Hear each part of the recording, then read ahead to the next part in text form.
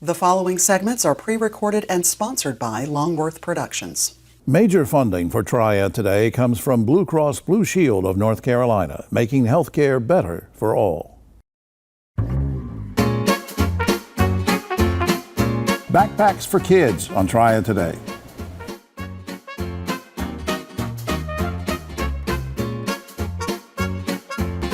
Hello everyone, I'm Jim Longworth and welcome to another edition of Triad Today, coming to you once again from the Kernersville Alden Museum. We'll tell you more about the museum later on, and later on is when the roundtable shows up, and we'll get into all sorts of controversies with those guys, so stay tuned. Between now and then, some great guests and very important information coming your way, including a discussion about backpacks for kids and a lot more. Where we want to start is with two other kids, because everybody's a kid to me. On my immediate right, our good friend, Dr. Janet Spriggs, president of Forsyth Tech. It's been a while since she's been here. Atticus Simpson, of course, our good buddy from True Light. He's executive director of the True Light Foundation. Welcome to both of you. Thank you. Thank you. Great how long has it been? It's a couple of years since we've seen you. It's been a while. Yeah. Yes, I'm glad to be back. Yeah. What are you doing these days? No, I'm just kidding. Now, Atticus, I understand. Now, look, seriously, I know this has been a busy year for the foundation, creating impact on the communities in your footprint. Sure. Bring me up to speed real quick. Yeah, it's been a really busy but great half a year. We're kind of leaning into the workforce education, workforce training piece, and what we can do to support organizations that are doing that. But we also have our own things. We just put 20 kids to college with scholarships, first-time college goers, so we're excited about that.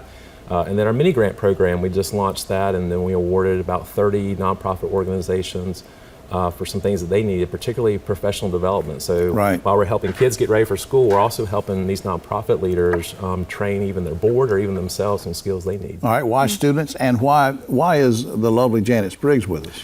Because she's so lovely. Yes. Why would you not want to have her here? That's true. Well, one of the things that we're looking to do too is sort of lean into our relationships with community colleges. Those students are very similar to the members at True Light, and they also have very similar needs. And so we're going to look to do maybe some workforce development type of scholarships, but we're also very aware that they have needs outside of the classroom, whether they have food insecurity challenges, they have childcare challenges, sometimes transportation. And we've been really honored to be able to help Forsyth Tech with their Forsyth Tech Cares program to help address some of that. Yeah, what is that, Janet? What's Forsyth Tech Cares? Forsyth Tech Cares is all about how do we help students mitigate life happens barriers that may not have anything to do with their ability to maintain their academic matriculation. Things like Atticus mentioned, daycare support, transportation challenges, food insecurity, finding them home, safe housing. And it's really items that we're able to provide through our foundation, through support from our donors, and also through a network of community support that we have by just connecting them to the resources. Let me put you on the spot for a success story. You don't have to mention any names or anything, but does anything come to mind, maybe an example of how this is working? Yeah, absolutely. So this wonderful young lady who was about to graduate, she had one semester left. She was an adult learner in her mid-30s. One semester from graduation, her car broke down for the final time. She could not make it work again. $450 away from literally thinking she was going to have to drop out of school and not finish, sitting on the sidewalk crying. Our foundation director was able to connect with her, help her with the repair. She stayed in school. That was a few years ago. She is now graduated with her master's and in a doctoral program at Wake Forest. Wow. That is an amazing story. We ought to get her on the show sometime. Exactly. I would love to connect you with her. Bring her on here with you or something. Yeah. How important, very quickly, how important is the kind of partnership you have with Atticus and Todd and True Light to sustaining your mission of what you're doing? It's incredibly important. In fact, we could not do the work without True Light, without the foundation, without supporters like that. These are things that our public dollars cannot pay for. Financial aid does not cover. So we have to have the community to help us with that, either through a network of resources or through foundations and donors that understand the work. And Atticus, final thoughts, since Janet mentioned community, how can everybody get involved?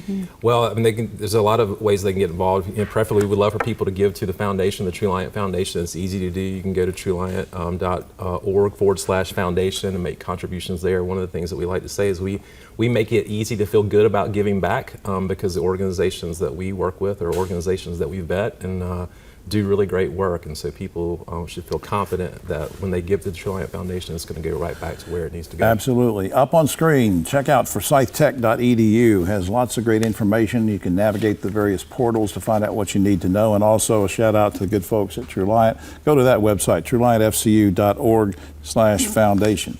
To Atticus and to Janet Spriggs, thanks for all you guys and gals are doing behind the scenes to help so many people. Thanks for everything. Absolutely. No, Thank you. Thank you. We'll be right back after this.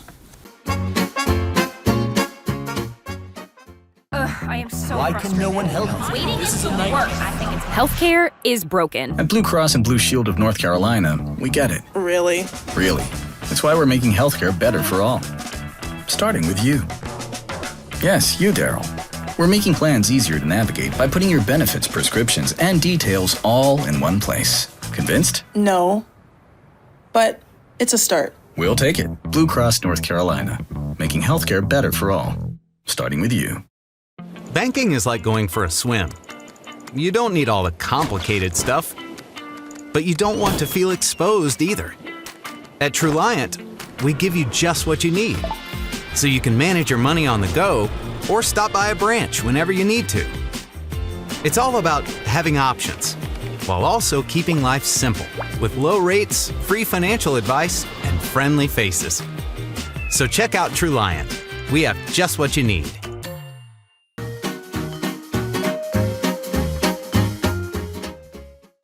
Back now on Triad Today. Always glad when we can spend a few minutes with the good folks from Blue Cross Blue Shield of North Carolina. We do that now with our good friend, first-time visitor to the show, David Shaw, Manager of Strategic Partnerships for Blue Cross Blue Shield of North Carolina. Good to see you, sir. Thank you for having us. Good to see you. Excited to be here. And now look, I know that just from doing these segments before Blue Cross, that you guys are doing a lot to make our communities healthier.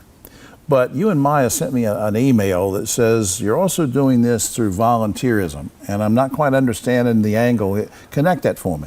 Sure. So, at Blue Cross, with us being, the state's only not-for-profit health insurer, we feel like it's sort of our responsibility to bring all our resources to bear. And so whether that's our, philanthropy in a traditional sense, our capital, our network, our influence, we try and, pull all the strategic levers that we can.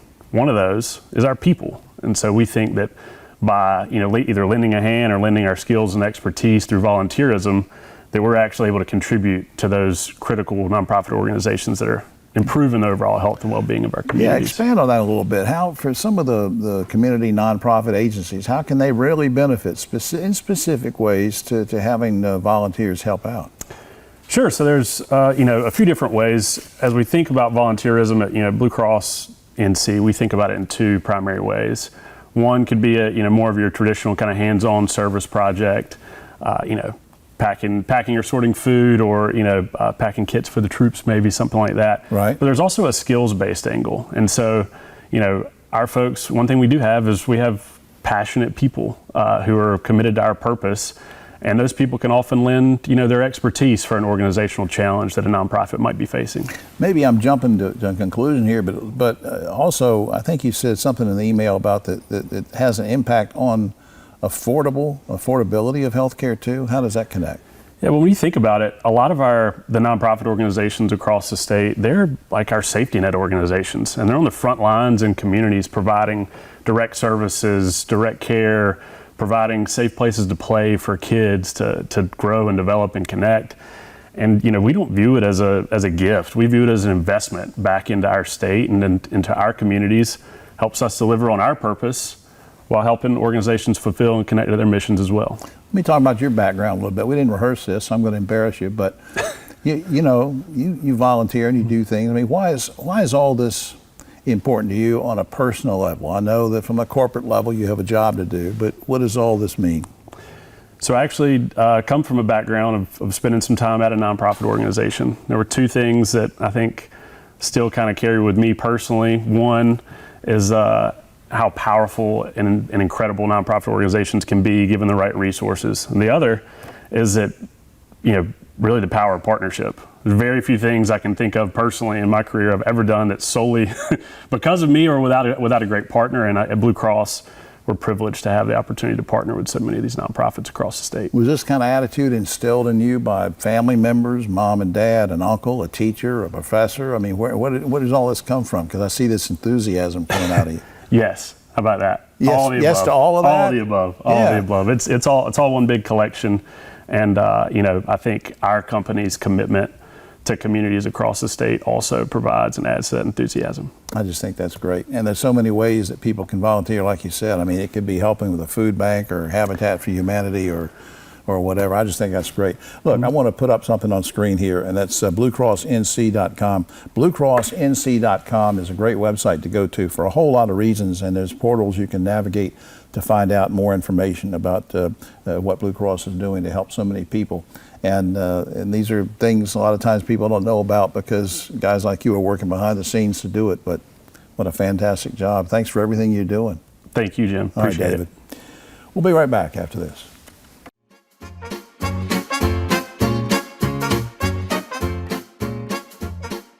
Hi, I'm Jim Longworth, reminding you that Triad Today also airs on GTN Spectrum Channel 13 and streams on WFMY Plus, free on Roku and Amazon Fire.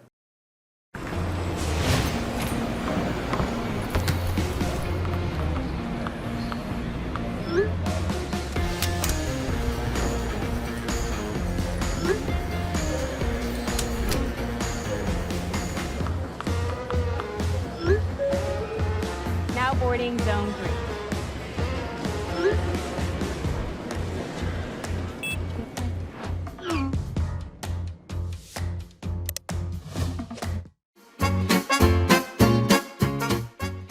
Back now on Triad Today, time to check in with our good buddy Kevin Baker, who's Executive Director of the Piedmont Triad International Airport. Always glad we can steal him away from the airport for just a few minutes because he's a busy guy, but thanks for stopping by.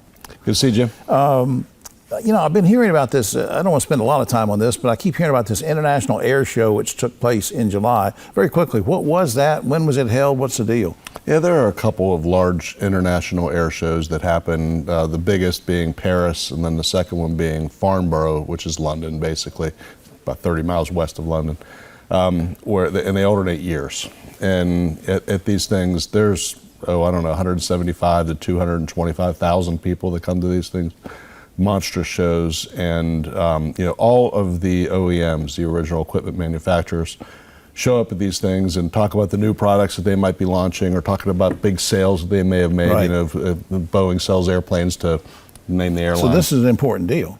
It is. It's very much a look what we're doing kind of show, but it's also you have suppliers all the way down to the lug nuts that are on the wheels of those airplanes, all the way through the wings and engines, et cetera. Well, let me embarrass you over something, because the scuttlebutt that I'm hearing is, yes, there are these shows that are international, there are shows across the country, and yet the folks in Europe and other places seem, when the topic of PTI comes up, they sort of act a little bit envious of PTI and of this area in North Carolina. Why is that? Well, I think, when you look at the news that we've had in the last decade even, I mean, you talk about Honda, you talk about Cessna, you talk about, especially more recently, Boom, and then Jet Zero, and other wins that we've had. Airports and regions around the world are saying, what are they doing there? How are they winning all these things? There's a jealousy out there. It's kind of cool. It used to be that we had to go to these shows. We would go to them with the intent of letting people know what we had going on here, right, to try and lure them to come here. Now you go there and they know who you are right away. I mean, in the last two especially, this area has been the talk of the show, mainly because of Jet Zero's announcements. Right. Also with Boom a few years back. Yeah. So it's really cool. Well, now, I know this is a crystal ball thing, but going forward, because I think folks in the Triad want to know this, is there going to come a time where we're going to have an international air show at PTI? Yeah, I don't see an air show happening. It's really difficult to put on an air show. I mean, there's a lot of airspace use and stuff like that makes it really difficult around a commercial service airport, even one that's a mid-sized airport like this. Oh, so in Farnborough and places like that, they're not doing commercial air? No, okay. These are airports that are, secondary airports. Okay. And so I don't see that happen. Let me throw a quote back at you before we wrap up here, and I want to make sure I get it right. You talked about how that the PTI campus and surrounding areas where our children and our children's children will work in the aerospace industry. What, if anything, are you doing now, and your partners around the region and colleges and whatever, to nurture kids so that the children and the children's children are working in this industry here? Yeah, there are lots and lots of people and organizations that are working on workforce development and early education. You've got programs, for instance, Andrews in High Point has a program for kids in high school, and I think you're going to see these groups who are now focusing very squarely. The Jet Zero thing really has created another step that we need to take. And all of those organizations are working together to make sure that we've got a pipeline of people that last for the next 100 years, because that's what it's going to take. Yeah, and Guilford Tech, Forsyth Tech, a lot of the community college seem to be jumping in there and partnering with folks like you in the aerospace industry, right? Yeah, there's no question, and I give a lot of credit to Tony Clark at GTCC for what he has done. He has managed to wrangle together all of the local community colleges, and they are working together for the first time that I've seen, all working very much together to help do this. And then you have the secondary college or the four-year colleges. I mean, like A&T and even NC State, but UNCG, et cetera, are all playing part of this Jumping as well. in there to help with the workforce now and in the future. Up on screen, flyfrompti.com. Of course, you can check out flight schedules, but there's lots you can look at on that website, and we hope you will do that. Kevin Baker, thanks for everything, sir. Thank you, Jim. Good to see you. Be right back.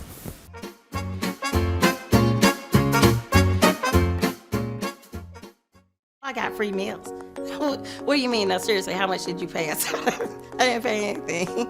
I learned how to cook all of these fresh foods that were delivered to my house.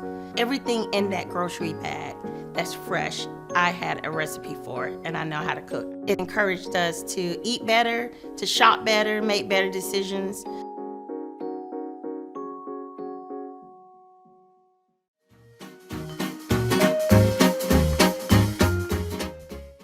Oh, back now on Triad Today, I'm holding up a backpack. Now, I normally don't hold these up because I'm not a student, but we're going to talk about some fortunate students and some great guests who are helping students, and let's talk about it right now. On my immediate right, Griff Schuler, of course, attorney with Daggett Schuler. On the far right, David Daggett, his partner. And in the middle, their special guest who's been with us before, Chief William Penn. Chief of Police for Winston-Salem, good to see you guys. Hey, Jim. Good to be here. David, let me start with you. Remind us what the annual backpack program is all about and why it's important to Daggett Schuler. Yeah, there's all sorts of back-to-school initiatives in our community with different organizations. The police department is involved in several different initiatives on their own. Also, we're in our 12th year working with the Winston-Salem Police Department. Our back-to-school backpack program, there's 12 different backpacks.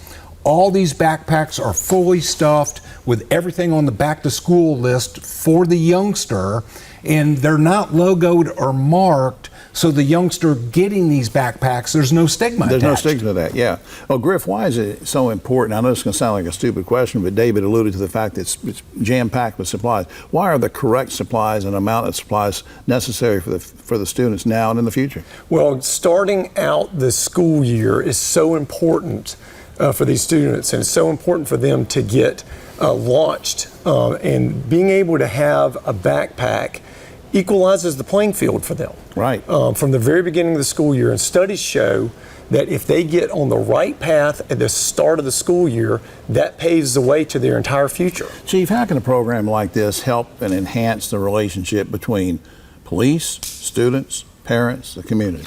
Community engagement is extremely important at the police department. Being able to hand out these backpacks at the beginning of the school year while students are excited is a way we interact with our community in those non-enforcement situations so that the youth understand the police are their friends. And it means something to your officers too, doesn't it? Absolutely. They get something out of the eyes lighting up and knowing that they're playing a key role in crime prevention at the earliest levels. Yeah, Griff, I mean, the feedback I know you and David have gotten over the years has got to be tremendous, 12 years. Yes, and one of the most exciting things I think is when we go to each individual school, because after we pack the backpacks and we arrive, we deliver the backpacks to each individual school. The response from the principals at each school is amazing. They talk about the impact that it makes on the students and how in past years they've seen the positive impact. The feedback we've gotten from the administrators and principals has been overwhelming. David, we're, just as a disclaimer, we're taping this particular segment on August 12th. Now, have these already been given out? Are they going to be given out? Yeah, they've already been given out. We got them there right before the start of the school year so that they can make the biggest impact. Now, and how are people chosen? How were students chosen to get these? Yeah, we work with the school counselors in each school so the school counselors can identify the students in need so that we can have the biggest impact on the underserved students and lift them up and build them up. Chief, not to get too heavy on this, and we don't have that much time left, but you know, the youth violence is always a problem in every city. People wringing their hands. I know you're working on curfews and other things. I got to believe that what you all three are doing in the departments and the partnership have got to be a good preventative measure maybe down the road. Right. We believe when you give folks options, they'll steer away from crime. And we know that the best way to provide options is education.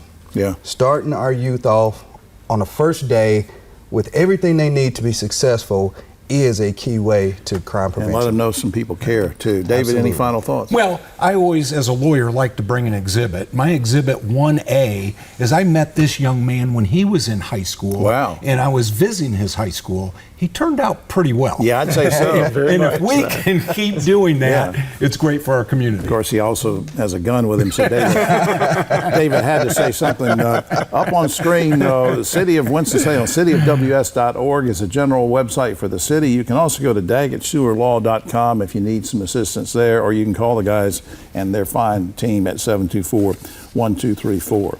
To Chief Penn and to Griff and David, thanks for all what you're doing, all three of you, and it's really making a difference. Thanks for doing it. Thank you so much. Chief. We'll be right back after this.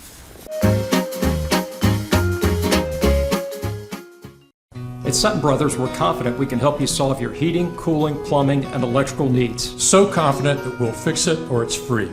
Our highly trained technicians will diagnose your problem and fix it with either a repair or replacement. And if we can't fix it, you won't pay the trip fee. So the next time you have a problem, call us. We'll make sure you're completely satisfied. Guaranteed. Call Sutton Brothers today and be confident things will be done right. Schedule online at suttonbros.com. Major funding for Triad Today comes from Blue Cross Blue Shield of North Carolina, making healthcare better for all.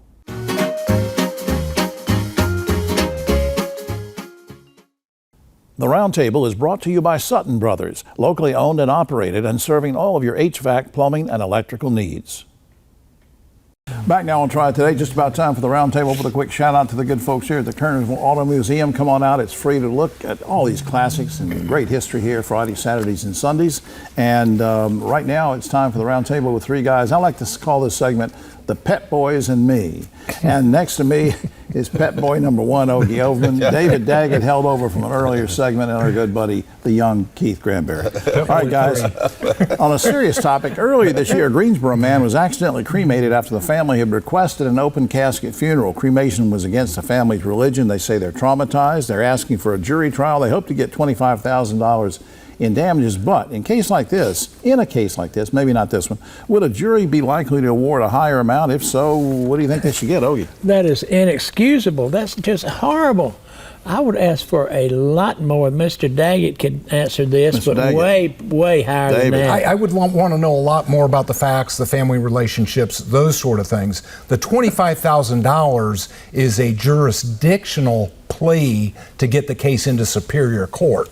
So that's not all they're asking for. They're asking for at least $25,000. That gets it in Superior Court. This is a good case. Keith. Yeah. It's a great case. I mean, pain and suffering, all the things that they're going to go through, you can't even calculate the amount of money that they deserve for what they did. All right, speaking of lawsuits, the Diaper Bag of North Carolina is suing the Weaver Fertilizer Company for $1 million to pay for 60,000 diapers that were damaged in that 2022 fire. The agency distributes diapers to over 25,000 babies each year. It's a good agency. Will the Diaper Bank get the $1 million that they're asking for, Ogie? Well, I mean, 60,000 diapers wouldn't cost $1 million. Well, I don't think that. They deserve something, clearly, but maybe not $1 million. David. I haven't done the math on the diapers. Yes, they deserve to have their diapers replaced. That's right. No question. Okay. They deserve to have their diapers. This is full of, you know what? His case is full of. All right, 28, these are difficult cases. A 28-year-old woman recently inherited her late father's home in Florida. The house is located in a gated community exclusively for people over 55. She's 28. Now, in an effort to force her out, because she's under 55, the HOA is demanding she pay $155,000 as a homeowner fee. You okay with this assessment, or is this age discrimination in reverse, Hoagie? You know, I don't like HOAs and I don't like gated communities. She's really got a case. I hate kind of HOAs. sad too. And Yeah. that's No, I disagree with Ogie on this one. Okay, go ahead. Yeah, on this one, it is an over 55 community. It was established that way. It's marketed that way. It's lived that way. Her option is to let it sit empty until she turns 55, or to sell it. Her choice. Yeah, Keith. I think I agree with Dave. You get. Holy cow! Unfortunately, it's 55. That's the rules. You don't want to start moving. Then other people start moving in. Then you have a community did that. They don't feel comfortable. State lawmakers have passed legislation that will require local governments to allow the construction of at least one accessory dwelling in your backyard. Now, they're often referred to as mother-in-law dwellings. They have kitchens, bathrooms, bedrooms. It's a house. And whether the county or city wants it or not, now the state says if somebody wants it and it's zoned for it, you got to let them put it up. You okay with cities and towns being forced to put these dwellings up? Well, I side with the homeowners. If they want to build a mother-in-law suite in the backyard, they should be able to. I mean, we built one in it was a basement turned into an efficiency apartment, but you got that right. David. I partially agree with Ogie. I don't think the state should be proclamating what city and local governments do and what city and local zoning should be. Right, Keith. I think if it's your land, you should be able to build on it. If it's not something that's outside the realm of the community, why wouldn't you be able to build on it? Right. In order to appease President Trump, the North Carolina Senate wants to formally change the name of Gulf of Mexico to the Gulf of America. I thought this issue was dead. Very quickly, guys, do you care, and is it even necessary? Quickly, Ogie. Do you need to ask me, Jim? David. As long as it takes for anything else to get done, I would assume that this is some sort of non-issue. What North Carolina has to do with it, I have no idea. Hey. I think that we can solve this quickly. Why don't we just say the Gulf? It is the Gulf. You don't have to put Mexico. That's right. You just say the Gulf. All right, finally, an upscale restaurant in Hollywood, Florida now offers a monthly nude dining night where patrons eat their meal completely naked. Tickets are $250 for men, $150 for women. Does this price difference discriminate against men, and would you ever eat dinner naked, Ogie? Well, there's several issues there. I hate to tell you this, Jim, but this has been going on a while. It's not a we don't know this ain't new. Well, Jim hasn't been around. Yeah, David, what do you think? I forget the order of the questions, but I was going to say yes, no, yes, and maybe. Maybe, yeah. Keith, you going to eat naked, Keith? If I eat naked, you have to pay $1 million to see me eat naked. They have to pay you. They pay me $1 million. Well, that's all that's another one of them diaper stories. That's all the time we have, except for this. Last week in the country of Wales, a man walked into his local library with 2 old books and that had been checked out by his great-grandfather 116 years ago. The librarian said, "Can you explain this?" The guy said, "Slow reader, I guess." For all of us here, Try Today, I'm Jim Longworth. We'll see you next week.